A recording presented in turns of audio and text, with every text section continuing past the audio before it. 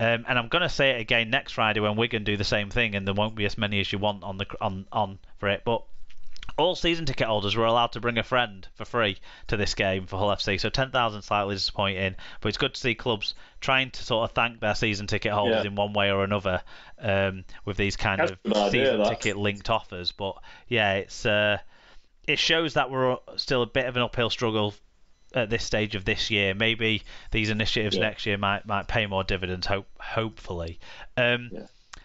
But still good to have over 10,000. Good to have a 5-figure crowd. 2 5-figure crowds is positive, I suppose.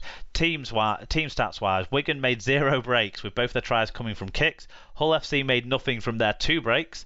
Wigan made more metres at a slightly better average gain too, but 5 more errors hurt their attack. Defensively, Wigan were better with a 3.3% better team tackle success rate for a 97% tackle success rate overall, which is pretty strong, you'd say. Right. Very good. Individually, John Bateman, 41 tackles, 12 of which were mark tackles, 136 metres and 3 successful offloads. Ethan Havard, 177 metres, was one of Wigan's more impressive men on the day. Liam Farrell, 138 metres. Zach Hardacre with a try, a very good individual try. 5 tackle busts and 131 metres. For the losing Hull FC side, Manu Mao, 155 metres. Connor Wynn came off the bench to go into the centres, I think. Or he came off the bench anyway. 5 tackle busts and 145 metres. Carlos Tumavave on the other side, 133 metres and 4 successful offloads. He's always a threat. And Jordan Johnston deputising at hooker for Danny Houghton, 51 tackles. So kind of Houghton-like. Yeah. Although didn't go both ways. No. Which Houghton usually does. Yeah. Nothing from the disciplinary on this one, so we get into the fan views. Indeed, always in our shadow. Mark loves interest. Zach, Bateman, Hastings, all fucking average. But average was enough to beat an FC who couldn't score in a brothel. A game for insomnia. Yeah, I wasn't sure about the Mark's love interest part there. Zach, Bateman, Hastings. Yeah, I think it's because there's been a couple of shows where I've picked those guys out, but what I've been trying to say isn't about loving them. It's about I've been trying to sort of, whilst acknowledging that they are individually very good players, they've been too individual, too much this year, and I think that's been a huge hamper on Wigan's attack. This is why I've talked about them needing a ball for themselves, not because they're so amazing when they have the ball for themselves, even though they are, because Zach did that, didn't he, to win the game, but it's because they've not played well enough with the rest of the team. That's been my point. Zach, when he joins the line, the play ends with Zach. Hastings in any case, doesn't join up with Smith often enough, enough, and Bateman's just been a bit off the pace. Yeah. In any case, anyone that knows you, Mark, knows your love interest is Farrell. So. Exactly.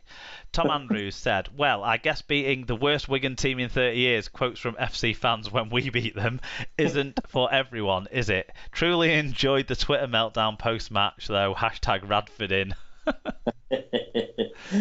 Fat Boy Rob. Dire game between 2 dire teams. Wigan just about deserved the win for the excellent defence.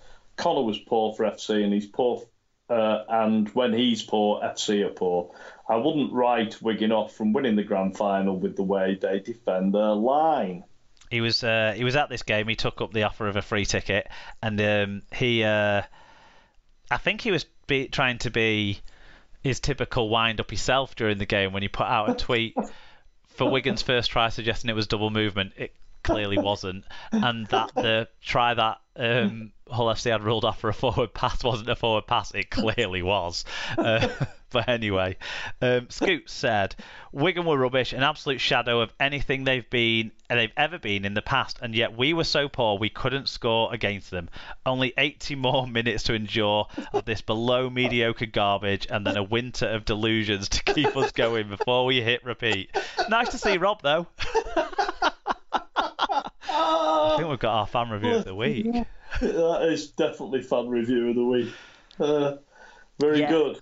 Yeah, I listened to this one on the radio and it did sound pretty miserable. There was in the first half, it seemed like there was a bit of excitement in maybe the third or fourth set. Hull FC came close, and then a bit of excitement right at the end of the half when Liam Marshall tried to pull something out of the bag on the last play after the hooter had gone, and the bounce of the ball and the covering defence just made up for it for a whole.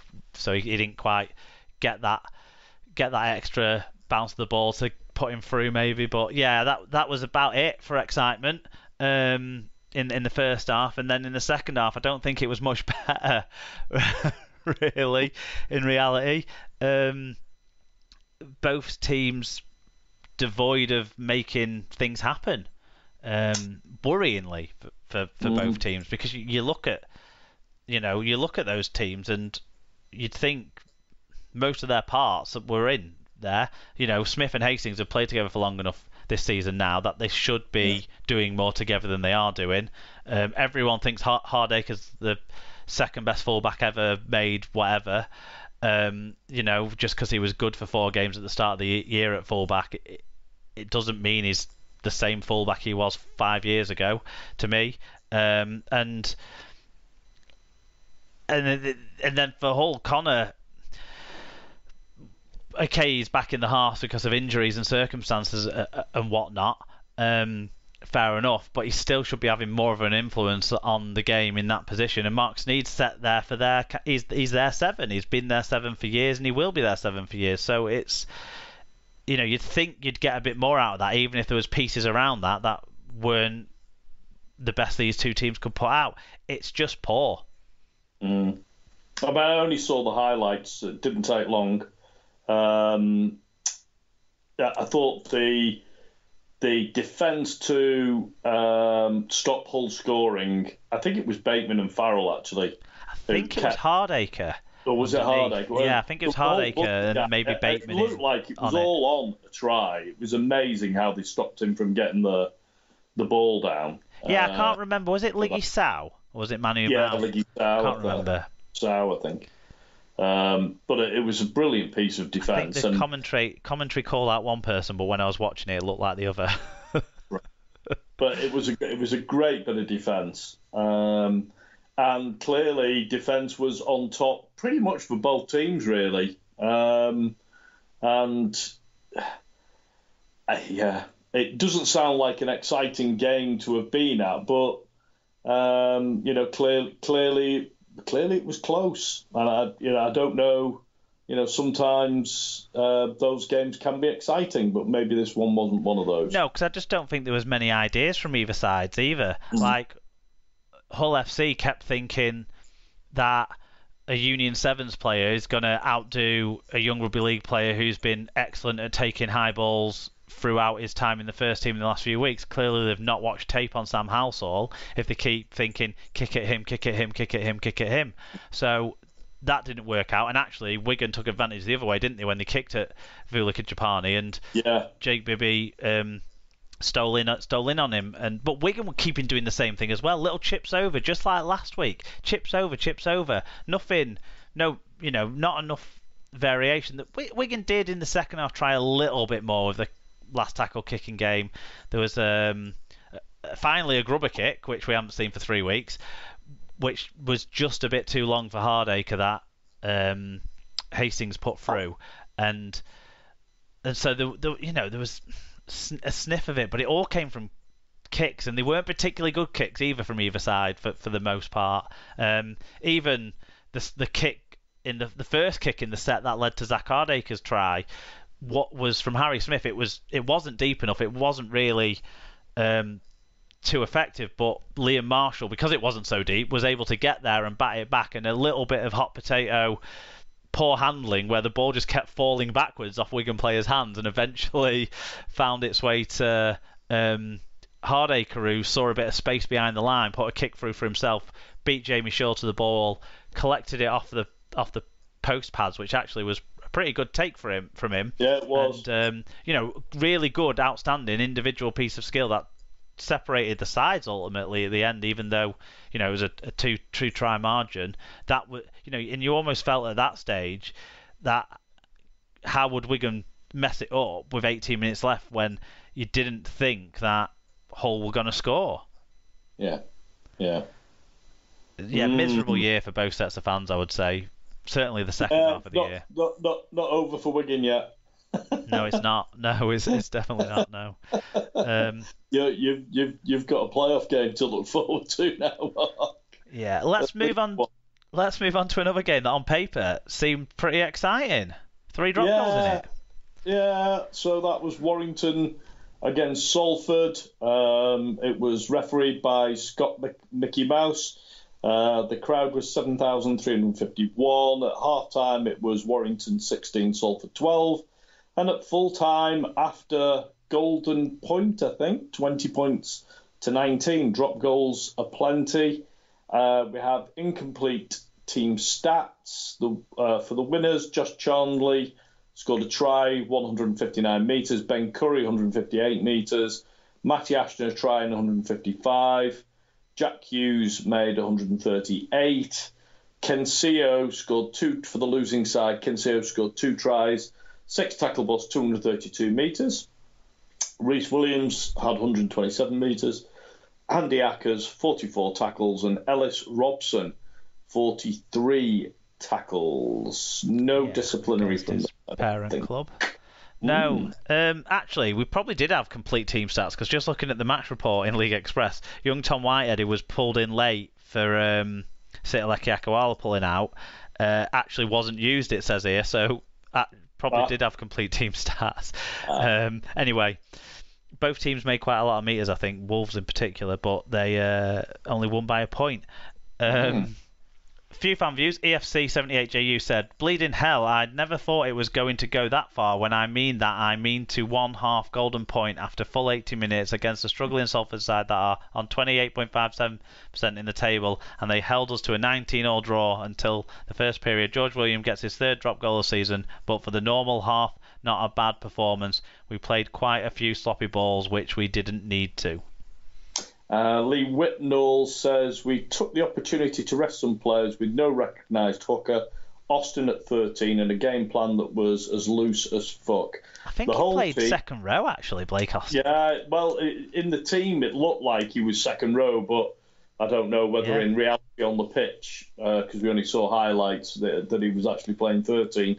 It would make a little bit more sense if he was playing 13 to me. But anyway, the whole team were just trying shit to see what worked, and not much of it did. Ashton was as rusty as Robert Maxwell's pocket watch. That's a good one. And was at fault for 2 Salford tries, but should be better for the run out. The finish was thrilling, and the ending sweet, but absolutely no good for my heart. Neil Ormston said, nothing. Then Williams' drop goal wins it again. Or not. Q debate around me whether a ball touched in flight still counts as a drop goal. It does. No matter. Williams' drop goal wins it again. Or not. Scott fancies some overtime pay. Yeah, there was one ruled out for I think, was it obstruction or something in the stopping a chaser. Anyway, then the worst drop goal set up in history by Salford after we fluffed the kickoff, and then Williams' drop goal wins it again. This time it did. We also had one in from Charlotte Ormston, age 7. Yeah, our youngest 7th birthday, but a broken arm means she can't go to gymnastics like her big sister. So to avoid tears and tantrums all round, I offer that she can come to the match with Daddy as a birthday treat to get her out of the house. Not sure she felt it was the right decision, as the hooter went for the end of 80 minutes of pulsating Super League action. She asked, "Do we have to stay for extra time?" Well, Neil made us stay right the way until the players were walking around as well to make sure he got a picture of with match winner George Williams. But I'm sure she'll remember that fondly in time to come. Yeah, I mean, I only saw the highlights of this, Mark. I think this is one of the games in the round where, notwithstanding the scoreline, it was clear from some of the team selections that, people are starting to think about getting themselves right for the playoffs in the case of Warrington. And therefore, the levels of intensity were not in the game. Sorry, Neil. for mentioning intensity. Didn't seem to be in the game for me. There were some pretty weak defensive efforts. Oh, the wire tries were really easy to